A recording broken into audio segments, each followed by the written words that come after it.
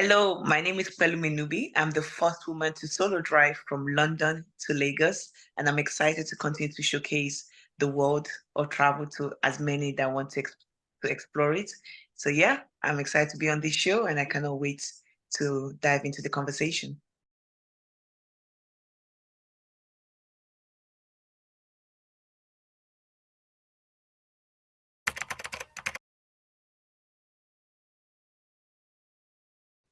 I thought it was very important to have representation. I haven't seen a woman that's solo driven from London to Lagos. I'll be the first doing such a trip. I was born in Lagos, Nigeria, and I grew up in London. And every time I went back, I did this, 6 hours air flight. And I was very curious about West Africa region. And one of the best way I believe to travel is by road because it allows you to pause, to connect, and to immerse yourself in this location. So yeah, it was a combination of different things. I love adventure. I've traveled to about 80 plus countries, and I wanted to showcase Africa as a whole too as well, which led to such a big road trip, spanning over 74 days, driving from London to Lagos.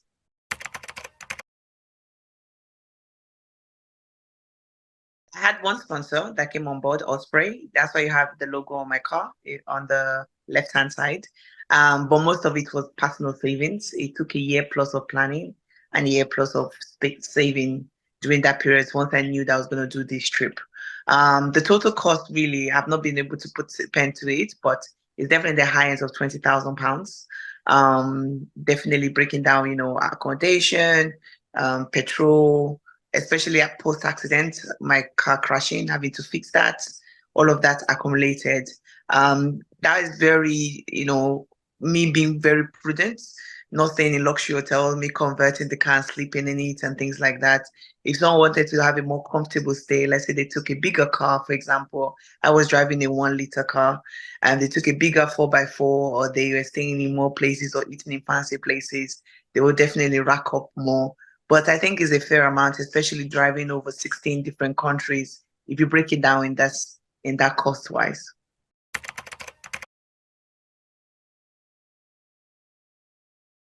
I think that was one of the best decisions I made, the choice of the car. I think it connected to people more. But why I chose it at the beginning of the trip was simply because that's what I had. Like I said, this trip was gonna cost quite a few, it was gonna cost quite a lot. And if I could save on, expenses rather than buying a whole new car, then I was gonna do that. So this was a car I already owned and used for over 5 years. So I just putting that message out there that most people they already have what they need in their hands. We mostly just make excuses. So it was to inspire other people, photographers, use your phone, you want to start making something, a tailor, start with a needle and thread before you buy the machine. So yeah, it was really just what I had at that time was what I made use of.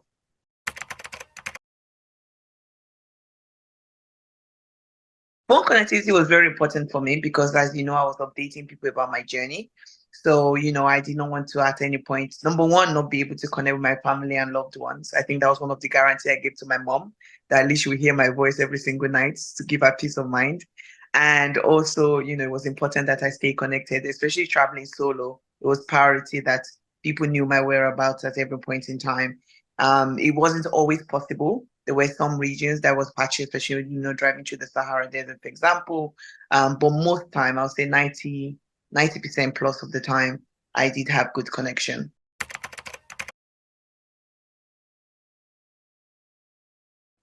I think, how exhausted I would be, especially being a woman during the time of the month and then having to drive on top of that.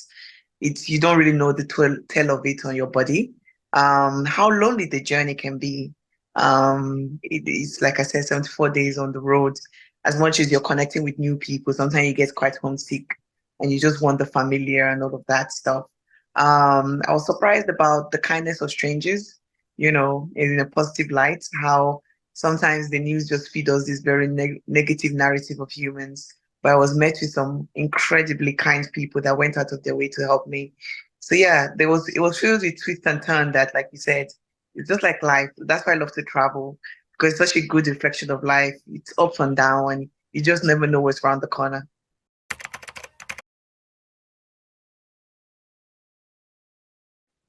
I think every country has something unique to offer, and that's the joy of it.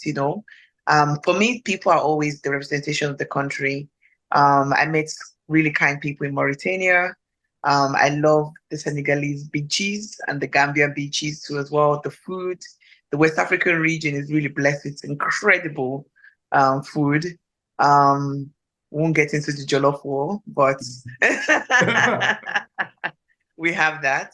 Yeah, I think there were just so many unique things about different. Everybody just seems to have something. If it's the music, the food, the culture, the architecture, there was just something unique about every single place I went through. So that just kept me on my toes and excited about, driving a little bit more.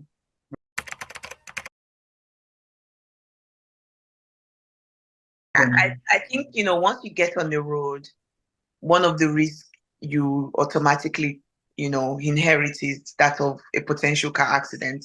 So I don't think it's anybody's fault or victim blaming or pointing at fingers at each other. There were definitely a series of things that led to that situation that may have been avoided. You could come from the point of, the border control, for example. I arrived there at 10 o'clock in the morning due to bribery and corruption.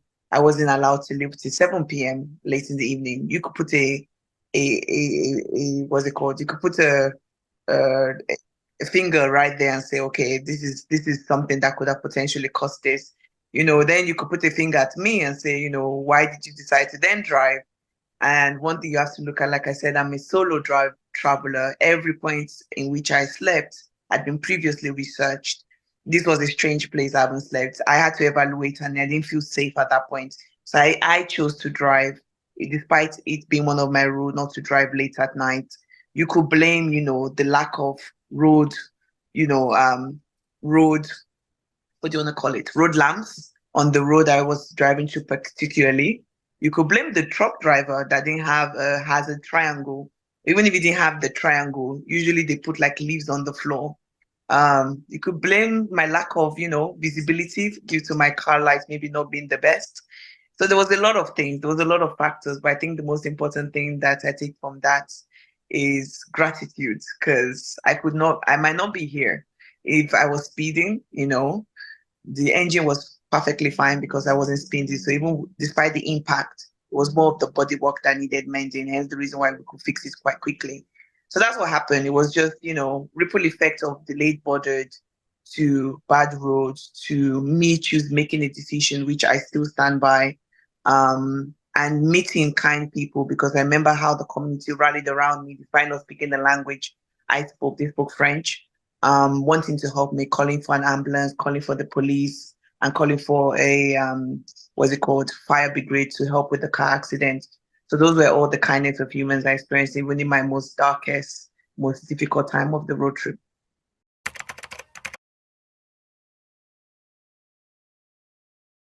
Oh, when I was living in London, I did not think my excitement would get any higher. I thought I reached the pinnacle of my excitement. But arriving was even more crazy. I kept saying, don't cry, don't cry. And the tears just came flooding. It was very emotional. It was very, despite all the obstacles, I was able to finally cross the goal or finish line. There was just something fulfilling about achieving such a milestone. It was a national celebration. I commend the Lagos State government with the arrangement they made. As I got to Semebede, I think it took 1 minute. They took my thumbprint, they stamped my passport, and I was good to go. There was a celebration, it was a carnival, people coming out, leaving their home, meeting me right at the border. I thought it will all start at the University of Lagos, which is the location I picked because I wanted to pass on the baton to the next generation. But to have the celebration right from the border just meant so much. And then you had the media, hoorah, and yeah, it was is a memory that I'll have for a lifetime. I don't think I'll easily forget all those emotions I went through that day.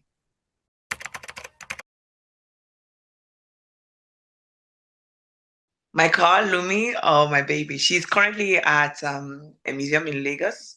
I felt it was important to have such a milestone, a monument that people can look back on to be like, I too can seek great adventure. Because we packed this University of Lagos after the celebration and everything. And people were going there to look at her and take pictures and everything. So she was already, a star right from the start of the journey, but to have a final resting place. for people to go years after, generations after I'm gone. My dad named Pelumi Nubi, the first woman to solo drive from London to Lagos, will be sketching history, and that's exciting to see.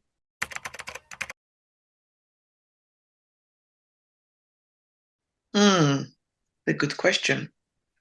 Um, that people will be so, engrossed about my journey. I've done so many other journeys in the past. I've solo driven from London to Lake Como, Italy.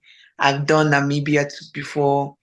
And you get one or two people's interested or a handful of people, but I never saw how much of a storm this trip would take the media world by. Like my social media, Instagram went from 12,000 to over 300,000 people following, TikTok, YouTube, Facebook. So just the growth. And I'm invested people were on the trip. Post the trip, the community is still very much there. That has been something I never prepared for, and it has been exciting all along.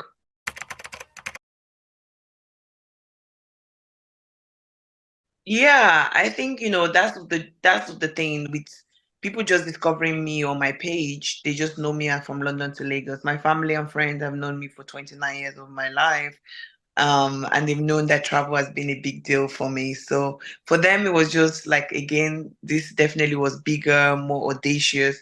But I had a track record of me going backpacking across South America, going to Australia solo. So I've done these daring things in the past that they could look back on and be like, if she's done this, she'll be okay for this. So I think that was kind of their mentality. They knew that it wasn't a spontaneous thing. I've been talking about since 2022. They had the whole of 20, a whole year plus to prepare. So I think they, like every parent, they would still had their anxiety, but I don't think they were going to stop me just because they know how much travel is important to me. So they were super supportive, friends along. It's just like, here we go again, crazy Pelumi doing a thing. So that was more of the response. I think it was more strangers that didn't know me off the streets were a lot more concerned and had a lot more opinions. But family and friends just understood that, this was just me. I'm just an adventurer at heart.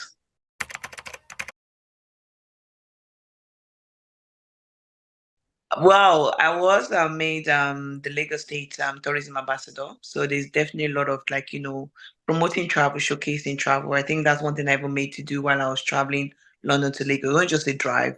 A drive would have taken me 2, 3 weeks. The fact it took me 2.5 months showed the Yamasuk, one of the biggest church in the world.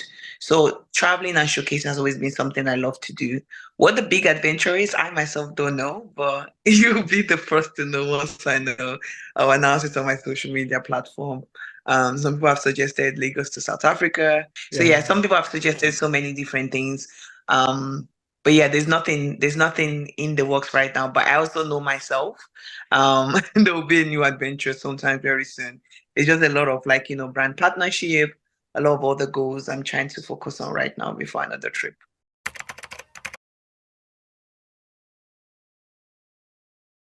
I think a lot of opportunities, a lot of influence, a lot of like authority in within the travel industry space, and even beyond that. There's just been that, many years of me showing content online. I've been posting since 2016, almost 8 years plus. Has finally come almost like a snowball effect of this one big thing. Yeah, that just come with a lot of responsibility of how do I use my platform. I think just having the most exciting thing is having a global audience that crosses through multiple places. So, I did a meetup in Lagos, I did one in London when I came back. And then I did one in Dubai. There's rumors there might be one in the United States soon. So just being able to contact and touch base with my global audience has been quite exciting. And brand partnership, collaboration, and yeah, just continue to empower women to, like I have done, in the past, to keep doing what they want to do and not conform to society's expectation.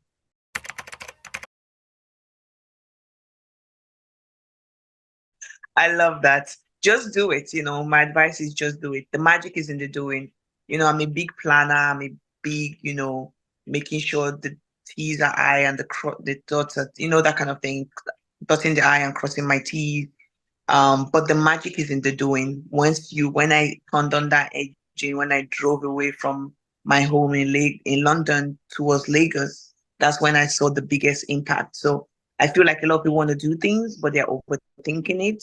So just go forth and do it. Like you'll be happy you did.